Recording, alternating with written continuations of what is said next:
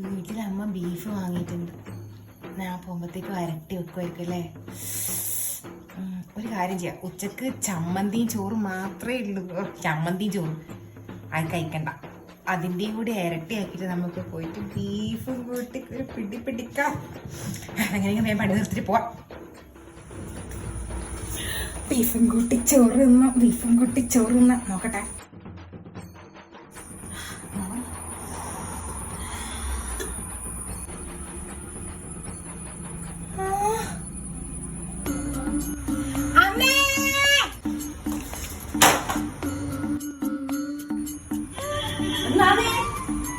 അലർന്ന് ഞാൻ പേശി വരെ നെയ്യ് പിടിച്ചാ നിന്നെ എന്നാണേ എനിക്ക് ശ്വാസം കിട്ടുന്നില്ലേ? അമ്മേന്ന് വിളിച്ചിട്ട് ഇപ്പൊ നിന്റെ ഉണ്ടാട്ടം മുട്ടിപ്പോയാ?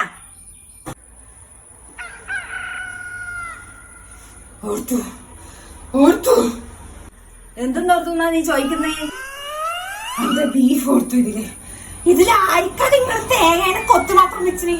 ഞാൻ രാവിലെ മുതൽ വൈകുന്നേരം വരെ ഇതിന് വേണ്ടി മാത്രം ഞാൻ ആടുന്നൊന്നും തിന്നാണ്ടിരുന്നത്. അതൊക്കെ ഇപ്പൊ ബീഫാണ്. എന്റെ ബീഫ് ഓർത്തു. ഈ തേങ്ങ കൊത്ത് അപ്പുറത്തെ നായി കൊടുത്താൽ മതി. അനക്ക് വേണ്ട, അനക്ക് ബീഫ് വേണം.